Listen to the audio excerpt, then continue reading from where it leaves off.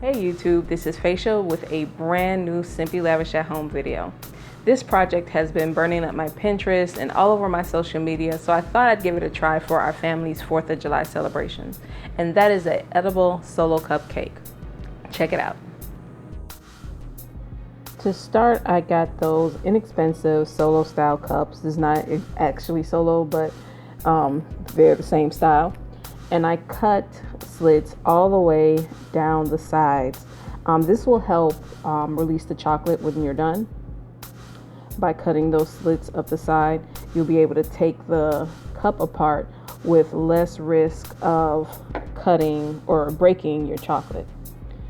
Next, I put them back together, and I just held it together and used some tape, which the ends I folded over to make a tab, and use that tape to hold it together.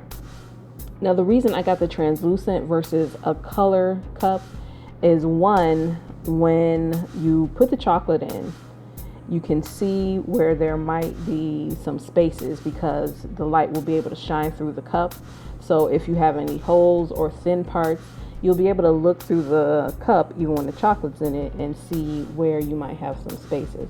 Also, you can see when the chocolate kind of starts to pull away from the cup as it cools and hardens, and you'll know it will be safe to remove the cup as the mold from the chocolate, because you'll see it kind of start to pull away. Next, from a previous project, I had some leftover candy melts, so I just put those in a microwave safe bowl and microwaved them until they were soft. I had some red, and you'll see I did some blue. Because I'm making this for our 4th of July barbecue, I thought I'd use those patriotic colors. Plus, red solo cup is like the quintessential color for a solo cup.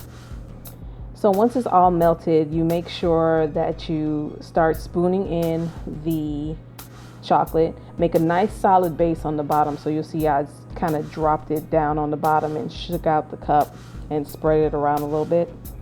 So then once you have a nice solid base, you just spoon the chocolate up the sides of the cup using the back of the spoon to smooth it around the surface.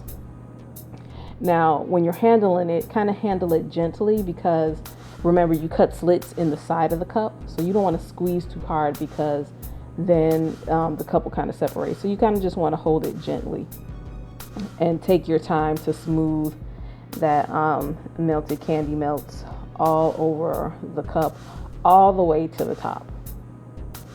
And when you're done, you want to make sure you kind of smooth off any excess that you have on the top. That way you don't have to do any trimming, and put it in the refrigerator until it hardens.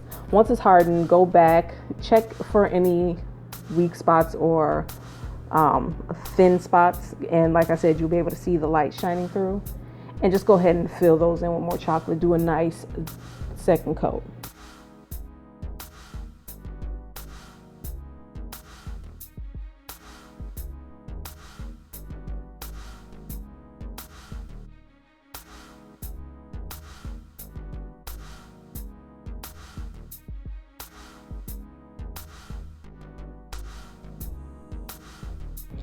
And then once it's all hard, you're ready to remove the cup from the mold. Well, the chocolate from the mold, that is. So gently remove the tape.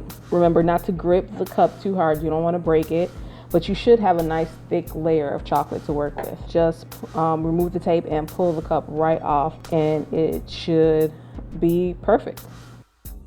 While you're working with the other stuff, make sure that you keep the now molded cups in the refrigerator, and try not to handle them with your bare hands too much, because you know the heat from your hands will start to melt the chocolate. So if you're going to handle them, wear some gloves, or for the most part, keep them in the fridge until you're ready for them.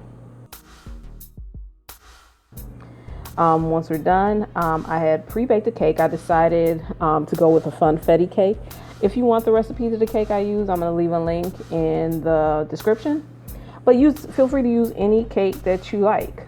I cut out with a cookie cutter 2 different sizes. So the smaller size, I know because the cup kind of tapers, is going to fit better into the bottom. And then the larger size as the cups kind of widens towards the top.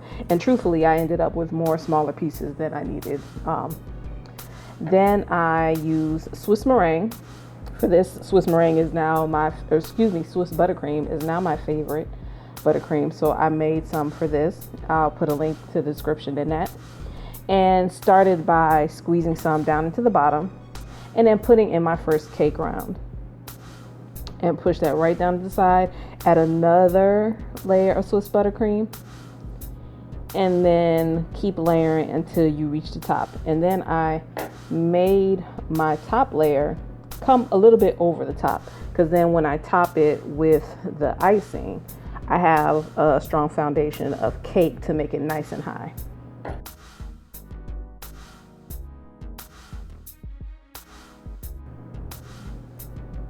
Now with Swiss buttercream, it is not as solid as a regular buttercream, so it's imperative to do this in a room that is cool, and it's hard to keep it cool under the lights of the camera, so it kind of starts to separate. But I really prefer the taste of it to a traditional American buttercream because it's lighter, still sweet but not like overpoweringly sweet.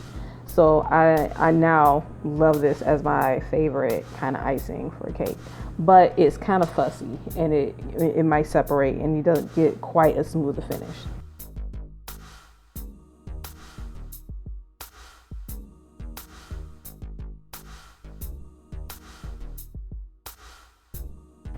So then you have the finished product. You see I made a red and a blue. These will also be really cute if you use those smaller versions, because I think one of these can probably feed 2 people easily. So if you want to make them smaller, if I were to make this again, I'd probably make smaller versions, and that way people could just pick them up individually and eat them. But this is definitely something you could share between 2 people.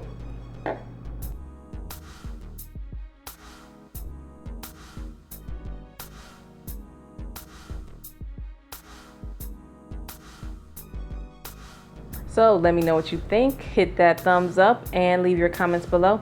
If you're new to the channel, don't forget to hit that subscribe button and that little bell that lets you know every time Simply Lavish posts a video. If you're not already, follow me on Facebook, Instagram, and on Twitter, and visit my website, simplylavish.net. Thanks so much for watching, and until next time, here's to living simply lavishly. Cheers.